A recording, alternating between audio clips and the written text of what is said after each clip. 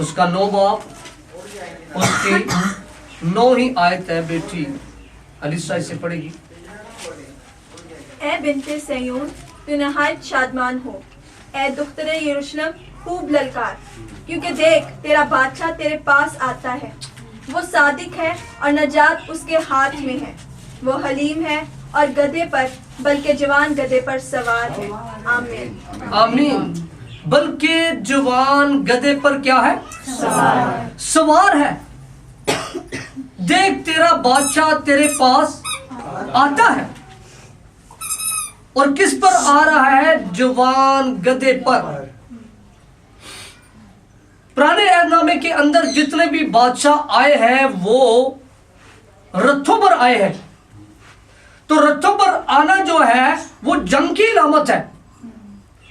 कत्ल गैरत है, खून है, लड़ाई है, झगड़ा है।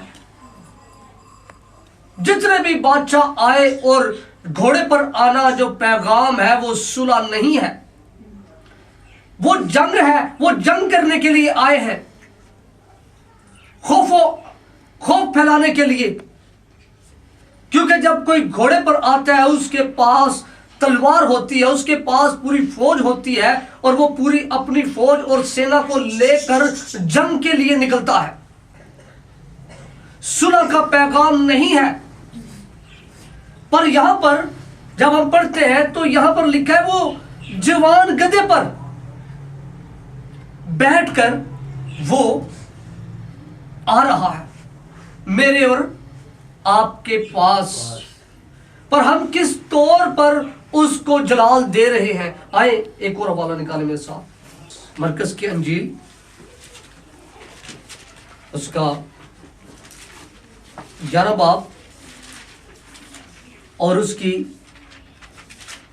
8 से 11 आयात तक मुबशर निसा इसको पढ़ेंगे। हालेलुया। और बहुत लोगों ने अपने कपड़े राह में बिछा दिए और उन्हें खेतों में से डालियां काट कर फैला दी।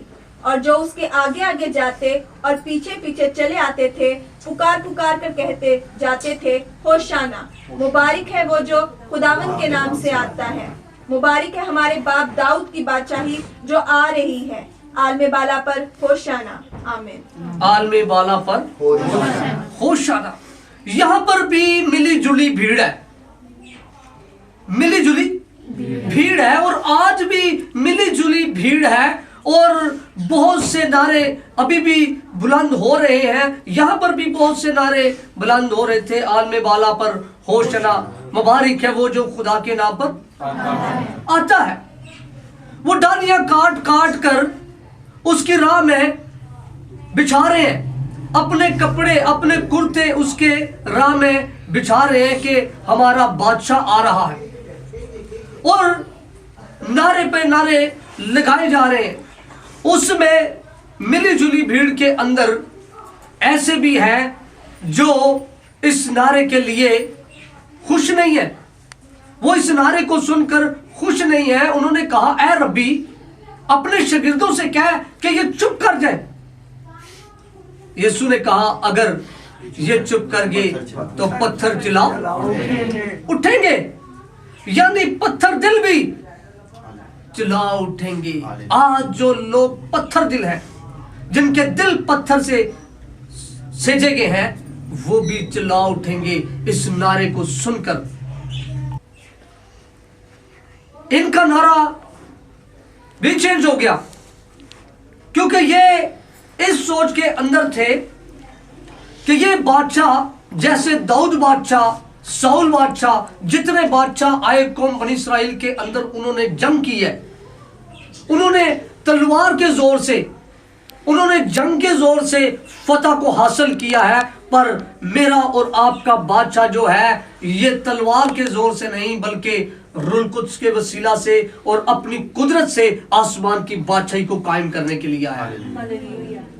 और ये जंग करने के लिए नहीं आया है, ये सुलह करवाने के लिए आया है। और सुलह जो है वो जमीन पर नहीं हो रही, ये सुलह मेरी और आपकी और बाप की सुलह करवाने के लिए आया है। ये खुदा यीशु मसीह ने जो रिश्ता टूट गया था बागे अदन में, उस रिश्ते को जोड़ने के लिए वो जवान गधी के बच्चे पर बैठकर आया है ताकि बाप से मेरी और आपकी क्या करे। किताब के अंदर हम देखते हैं, हमने आगे देखी है कि वो भी बड़ी भीड़ है जो होशना होशना मुबारक है वो जो खुदा के नाम पर आता है। मुकाशवा की किताब के अंदर जो भीड़ है, इसने भी खजूरों की डालियां अपने हाथों में ली हुई है और बर्रा के तख्त के सामने खड़ी हैं और उन डालियों को क्या कर रही है, लहरा रही हैं। ये वो भीड़ है जो सचमुच अपना बादशाह खुदावंद यीशु मसीह को तस्लीम कर चुकी है, उसकी खातिर अपनी जान को नजराना दे दिया है। इन्होंने ही अपने जामे यीशु मसीह के खून से धोकर पाक किए हैं। ये हकीकी तौर पर वो भीड़ है जो यीशु मसीह के साथ मौजूद है। इस वक्त जो भीड़ लगी हुई है, इस वक्त के अंदर जो उस वक्त के अंदर यरूशलेम के अंदर जब यीशु मसीह जवान गधे के बच्चे पर बैठकर दाखिल हुए हैं, तो वहां पर भी मिली जुली भीड़ जो थी वो अपनी गर्ज के लिए नारे मार रही थी। वो अपने लिए ही नारे लगा रहे थे कि ताकि ये हमारा बादशाह जब आएगा तो रोमी फौज को मार देगा, कत्ल कर देगा, खत्म कर देगा, तो हमारी बादशाही जो है इस दुनिया में कायम होगी। लेकिन यीशु मसीह ने कहा कि मेरी बादशाही जमीन की नहीं बल्कि आसमान की है, क्योंकि बादशाहों का बादशाह तुम्हारे नजदीक आन पहुंचा है, आसमान की बादशाही तुम्हारे नजदीक आ गई है। तो यहां पर जो भीड़ है वो हकीकी तौर पर यीशु मसीह के साथ वहां पर आसमान पर मौजूद है और सब ने सफेद जामे पहने हुए हैं। और आज की भीड़ को भी देख लो, आज की भीड़ जो है वो सिर्फ अपनी ही गर्जो गर्ज के लिए, यीशु मसीह का पता नहीं उन्हें, ना अपने बादशाह का पता है, और नारे लगाए जा रहे हैं और नारे बुलंद किए जा रहे हैं और हजूम अपने हाथों में डालियां लेकर रोडों पर निकला हुआ है। और इस हजूम में से क्या आपका बादशाह और बादशाहों का बादशाह क्या आपके आगे मौजूद है, जिसके हम नारे लगा रहे हैं, जिसके नारे लगाते हुए हम चल रहे हैं? आज जरूरत इस बात की है कि हम जुलूस को निकालते हुए पहले देखें कि क्या उस बादशाह की मर्जी इसमें है।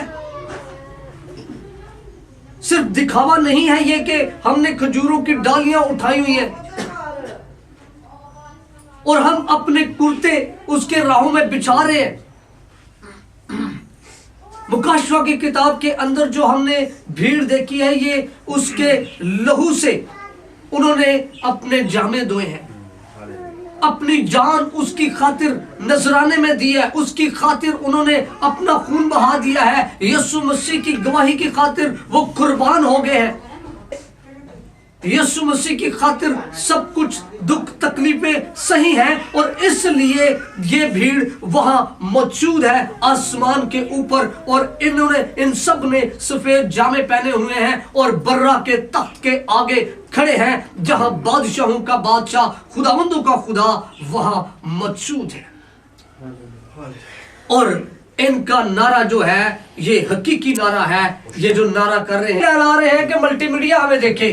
हम तो इसलिए लहरा रहे हैं कि हमें दूसरे चर्चों के लोग देखें। एक दूसरे से बढ़ चढ़कर हम भीड़ निकाल रहे हैं। यदि फलाने चर्च का जुलूस निकल आया जी, यदि फलाने चर्च का जुलूस निकल आया जी, यदि हमारे चर्च का जुलूस निकल आया है। लेकिन अगर कभी सोचो तो ये जुलूस मुख्तलिफ नहीं है, बल्कि एक ही जुलूस निकालो, क्योंकि वो सुलह और सलामती का शहजादा है। आपके अंदर तो सलामती ही नहीं है, आपके अंदर तो सुलह ही नहीं है। एक चर्च के मुख्तलिफ चर्चों के जुलूस निकल रहे हैं, लेकिन एक दूसरे को नीचा दिखाने के निकाल रहे हैं। तो ये कोई इबादत, कोई जुलूस नहीं है। यहाँ पर मुकाशवा की किताब के अंदर जो भीड़ है वो एक है, क्योंकि वो सुलह और सलामती के साथ है और वो यीशु मसीह के लिए होशना होशना के नारे लगा रहे हैं। यहाँ पर जाकर देखे तो सही हो क्या रहा है।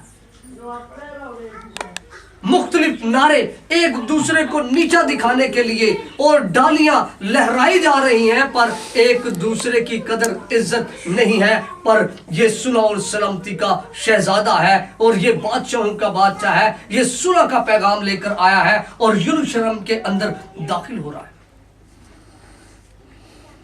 ताकि मेरी और आपकी बाप के साथ क्या करे? सुलह करे, नाराजगी दूर हो। और वो इसलिए जवान गधी के बच्चे पर बैठकर आ रहा है।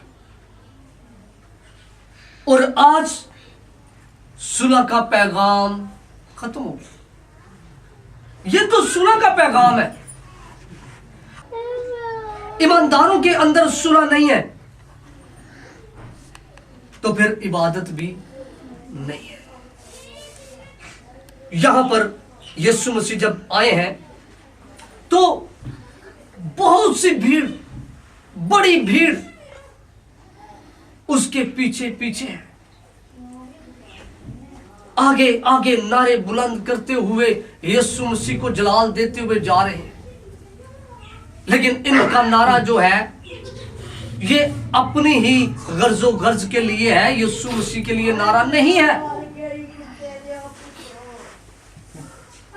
सिर्फ इसलिए है कि हम उसके आगे कुर्ते बिछा रहे हैं। आज भी बहुत से लोग अपने कुर्ते बिछाएंगे और आज भी बहुत से लोग खजूरों की डालियां बिछाएंगे और आज भी बहुत से पासवान उनके ऊपर से गुजर कर जाएंगे। लेकिन सुलह का पैगाम सिर्फ यीशु मसीह के पास है। हमारे अंदर तो सुलह ही नहीं होती। एक जुलूस सारे मिलकर, बेशक चर्च मुख्तलिफ है, मिनिस्ट्रियां मुख्तलिफ है, लेकिन जुलूस एक हो, इबादत एक हो, पैगाम एक हो। आज यही पैगाम सारी जगह पर सुनाया जा रहा है, पर हम अलग अलग जुलूस लेकर जा रहे हैं। मेरा जुलूस अलग है, इनका जुलूस अलग है, टाइम भी अलग। ये नहीं कहते कि वो सुलह और सलामती का शहजादा जो है, आओ हम सब मिलकर उसके पीछे हो ले। और सिर्फ कपड़े ही नहीं बल्कि अपने दिलों को हंडेल दें, अपने दिलों को, अपनी सोचों को, अपने ख्यालों को उसके सामने हंडेल कर रख दें। अपने कपड़े ही ना चाक करो बल्कि अपने दिलों को चाक करो। इबादत वो है जो दिल से होती है। आगे नारे मारने वाले, क्या हमारे अंदर भी सुलह है? क्योंकि बाइबल मुकद्दस के अंदर लिखा है, मुबारक है वो जो सुलह कराते हैं क्योंकि वो खुदा के बेटे कहलाएंगे। कलाम मुकद्दस कहता है वो खुदा के बेटे कहलाएंगे। पैगाम जो है ये सुलह का है, वो सुलह के लिए आया है। क्योंकि सुलह खत्म हो चुकी थी। बाप हमसे नाराज था क्योंकि हमारे काम जो थे, हमने गुनाह किया था। लिखा है सब ने गुनाह किया और सब खुदा के जलाल से महरूम, जलाल से पैर, जिंदगी से खारिज थे। लेकिन यीशु मसीह आया है ताकि बाप से क्या करे? सुलह करवा दे। सुलह करवाने के लिए वो आया है ताकि हम सुलह और सलामती से रहें। आज भी जो जंग, लड़ाई, झगड़े, और वो उनका बादशाह जो है वो इब्लीस है। क्योंकि यीशु मसीह सुलह और सलामती के लिए आया है और उसने सुलह और सलामती इस दुनिया में कायम की है। और आज मैं और आप उसके फॉलोअर हैं। और मेरे और आपके अंदर अगर सुलह नहीं है तो फिर हमें देखने की जरूरत है कि हम किसके फॉलोअर हैं। आज ईमानदार के खिलाफ है। हो सके तो वो तो उसकी गर्दन ही काट दे, हो सके तो वो उससे मार दे, पर जिसकी इबादत कर रहे हैं, जिसको मान रहे हैं, जिसको जलाल दे रहे हैं, क्या वो बादशाह जो है वो इस चीज को पसंद करता है? आया है, उसके पास सुलह का पैगाम है, अमन का शहजादा है वो, अमन पसंद करता है वो। तो अमन किसे कहते हैं? अगर हमारी जिंदगी के अंदर अमन ही नहीं है, चैन ही नहीं है, तो फिर सुलह और सलामती कहां है? सुलह और सलामती का शहजादा जो है वो खुदावंद यीशु मसीह है। यीशु मसीह के बगैर मेरी और आपकी सलामती भी नहीं है। मेरी और आपकी सलामती तब हुई है जब सुलह और सलामती का शहजादा दुश्मन को शिकस्त देकर आया है, उसने मौत और कब्र पर फतह पाई है। और आज हम सिर्फ जुलूस की हद तक है, पाम संडे मनाया जा रहा है, हम पाम संडे सेलिब्रेट कर रहे हैं, सुलह और सलामती के शहजादे का तो पता ही नहीं कि वो भी हमारे साथ है कि नहीं।